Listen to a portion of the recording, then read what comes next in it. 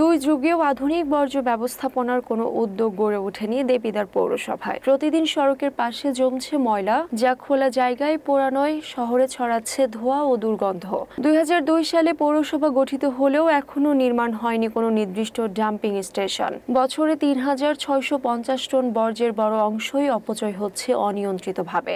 এই ময়লার কারণে দুর্ভোগ পোহাতে হয়, কারণ যারাই আসে এখানে মেজরিটি পার্সন অসুস্থ থাকে এবং এই ময়লার কারণে এই বাগানটা যখন অতিক্রম করে, যে যতটুকু অসুস্থ তার চেয়ে বেশি অসুস্থতা বোধ করে শুধুমাত্র গন্ধের কারণে। কারণ বায়ু দূষণটা এখানে সবচেয়ে বেশি হচ্ছে, যার ফলে আমাদের হাসপাতাল জনিত যে অ্যাকোয়ার্ড ইনফেকশনগুলো আছে, যে রোগগুলো আছে, কারণ এখানে স্পর্শকাতর অপারেশন হচ্ছে প্রতিনিয়ত, এমার্জেন্সি পেশেন্টরা আসছে, প্রতিনিয়ত এই বায়ুর মাধ্যমে ইনফেকশন ছড়াচ্ছে। বিশেষ করে অপারেশনের রোগীগুলার ইনফেকশনের one of the most cause হলো এই ময়লার বাগার, যেখান থেকে প্রচুর পরিমাণে মাছি এবং দুর্গন্ধ প্রতিনিয়তই আমাদের পরিবেশ এবং বায়ু দুইটাকেই দূষণ করছে। সুতরাং আমি যথাযথ কর্তৃপক্ষের কাছে বিনীত অনুরোধ জানাবো, যত সম্ভব অতি দ্রুত কম সময়ের মধ্যে এই ময়লার বাগার এখান থেকে প্রতিস্থাপন করে ড্যাম্পিং স্টেশন যেখানে স্থাপন করা হয়েছে ওখানে সঠিকভাবে ড্যাম্পিং করে মানুষের জীবন এবং জানমাল রক্ষার জন্য গুরুত্বপূর্ণ ভূমিকা পালন করবে। মানুষের খাবারের প্লেটেও মাছি পড়ছে, কিংবা দেখা যাচ্ছে একটা রুগী বসে আছে তার নাক দিয়ে মাছি ঢোকার চেষ্টা করছে। এগুলা আসলে খুবই একটা অড সিচুয়েশন তৈরি হয়। আমরা প্রতিনিয়ত যে পরিমাণ কীটনাশক ব্যবহার করি এই মাছি দমনের জন্য, এই কীটনাশকগুলোও কিন্তু পেশেন্টের ক্ষতি করছে। আমি মনে করি আমার হাসপাতাল না, আশেপাশে মডেল মসজিদ এবং আশেপাশে যেসব বাড়িঘরে মানুষ বসবাস করছে প্রত্যেকের জীবনই বিপন্ন এই মাছি মশার অতিরিক্ত উৎপাতের কারণে এবং এই জীবাণুর কারণে অতিরিক্ত পরিমাণে রোগ জীবাণু ছড়াচ্ছে, মানুষের ডায়রিয়া জনিত প্রকোপ বেশি হচ্ছে, ইভেন এই দুর্গন্ধের কারণে এবং পানিতেও প্রচুর পরিমাণে এই ময়লাগুলা বজ্রগুলা পানির মধ্যেও ছড়াচ্ছে, যে কারণে পানিজনিত অনেক রোগ হচ্ছে। প্রতিদিন দুর্গন্ধ ও ধোঁয়ার মধ্যে থাকতে হয়, চোখ জ্বলে, শ্বাসকষ্ট হয়। এখনো কোনো সমাধান নেই।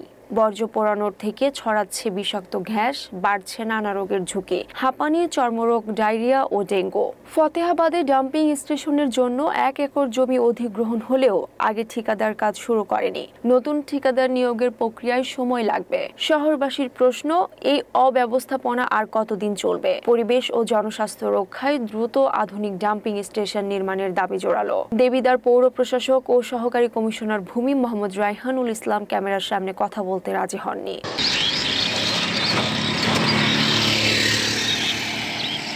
এই যে আলমপুর এই সাইডটা অনেক নোংরা, এখানে দেবিদ্বারের সব ময়লা এখানে ফালানো হয়, যার কারণে এদিক থেকে আসা যাওয়া অনেক কষ্ট হয়। মডেল মসজিদে, দেবিদ্বার মডেল মসজিদ, এদিকে নামাজ পড়তে এলেও অনেক কষ্ট হয় আমাদের। আমরা চাই এখান থেকে ময়লাগুলো সরানো হোক। দুর্গন্ধের কারণে এদিকে আসা যাওয়া যায় না, প্রচুর দুর্গন্ধ আসে। গন্ধ এগুলা তো দূরে রাখা উচিত ছিল, এর থেকে আরো পৌরসভার ভিতরে এটা থাকা মানে অবশ্যই অনেক রোগ ছড়াইবে এটার কারণে, শুধু শ্বাসকষ্ট না অনেক রোগ ছড়াইবে এটার কারণে।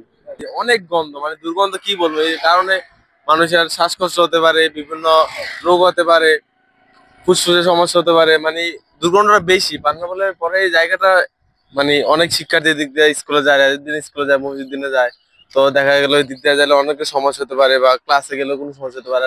বিভিন্ন মানুষ এদিকে চলাফেরা করে, মানে দুর্গন্ধটা একটু বেশি এই জায়গাটায়।